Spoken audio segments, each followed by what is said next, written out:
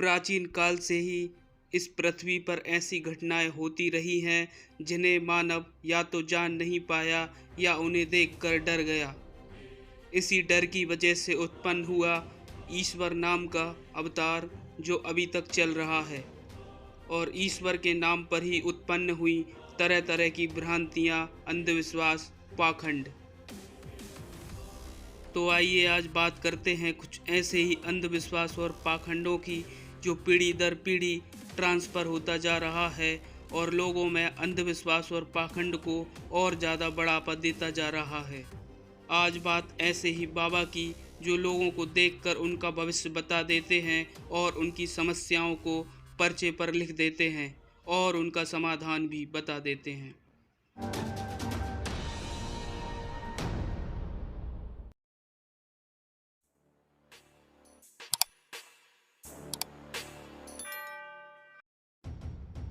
देश की पॉलिटिक्स जब अनपढ़ पाखंडी बाबाओं के चरणों में जाकर लिपट जाती है तो देश संसद से नहीं ऐसे बाबाओं से चलने लगता है।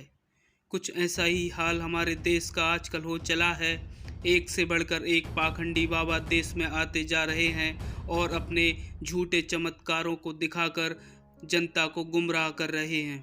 खैर, ऐसे बाबाओं को तो नहीं मिटाया जा सकता, परंतु लोगों की मानसिकता को बदला जा सकता है और उसी का प्रयास लगातार जारी है। और लोगों की मानसिकता में धीरे धीरे बदलाव भी आ रहा है, परंतु आज भी हमारे देश में ऐसे लोग मौजूद हैं जो चमत्कारों में ज़्यादा विश्वास करते हैं और ऐसे बाबाओं के चक्कर में आकर अपना रुपया, पैसा और अपना समय भी बर्बाद करते हैं। लोगों को ये बात समझनी चाहिए कि 135 करोड़ के देश में लाखों बाबा हैं, परंतु देश की 40% जनता आज भी गरीब है। अगर बाबाओं को वास्तव में देश का भला करना होता तो इतने गरीब नहीं होते, और सबसे ज़्यादा गरीब ही ऐसे बाबाओं के चंगुल में फंसते हैं।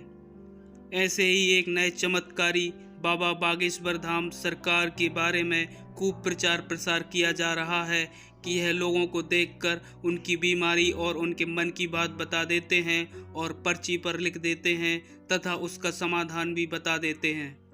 क्या यह संभव है कि कोई बाबा किसी भी व्यक्ति के मन की बात को जानकर उसके बारे में सब कुछ बता दे?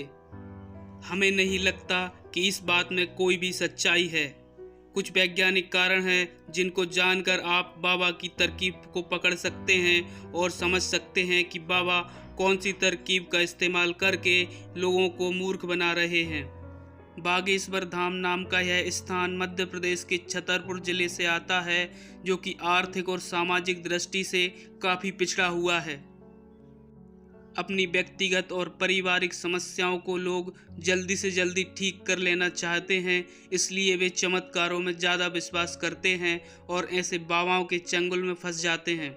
हम यह दावे के साथ कह सकते हैं कि कोई भी व्यक्ति चमत्कार नहीं कर सकता और ना ही दैवीय शक्ति के द्वारा किसी भी व्यक्ति के मन को जान सकता है।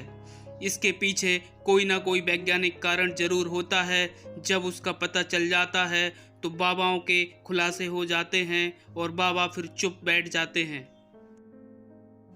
दरअसल आपको समझना होगा कि बाबा के चमत्कार करने की साइकोलॉजी आखिर है क्या। यहाँ मैं दैवीय चमत्कारों के कुछ कारणों को गिनाने जा रहा हूँ। एक एक बात को ध्यान से सुनिएगा और अगर आप अप्लाई भी करना चाहते हैं तो करके देखिएगा। हो सकता है कि आप बाबा जी के चमत्कारों को पकड़ सकें।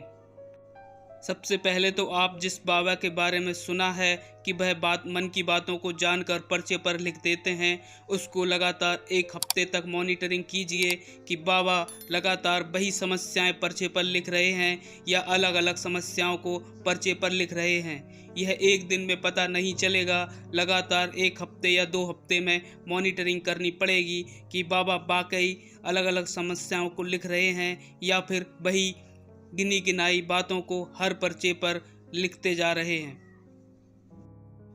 जो भी लोग बाबाओं के दरबार में जाते हैं वो एक बार में कभी अपनी समस्या हल नहीं करवा पाते, उनको 5 चक्कर ही पड़ते हैं। इसका कारण यह है कि 5 चक्कर लगाने के बावजूद वह आपका नाम, आप समस्या आपके बारे में जानकारी पता लगा लेते हैं और फिर आपको अजम देते हैं।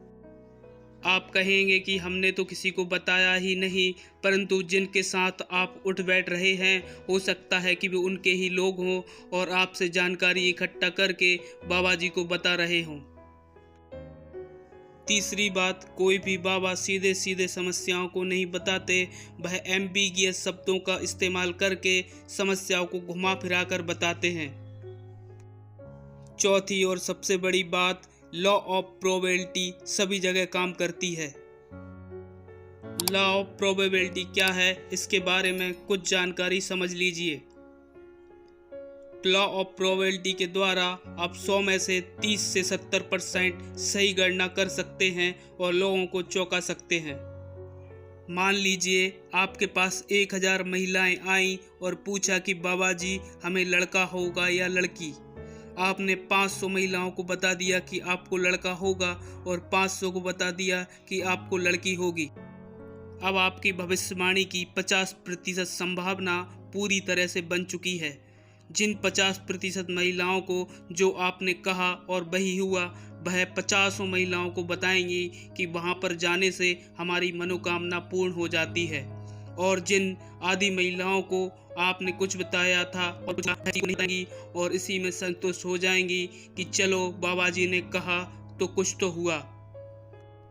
चमत्कारों के सच होने की पीछे यही सबसे बड़ी अवधारणा है कि जिनकी मनोकामना पूर्ण हो जाती है वही कई लोगों को बताते हैं और वह कई लोग और कई लोगों को बताते जाते हैं और चमत्कारों की प्रासंगिकता इस तरह से बढ़ती जाती है। जिन लोगों की मनोकामना पूरी नहीं होती वह इसी तरह पूरी जिंदगी लगे रहते हैं, लेकिन कभी बाबा पर सवाल नहीं उठाते कि आपने जो कहा था वह क्यों नहीं हुआ।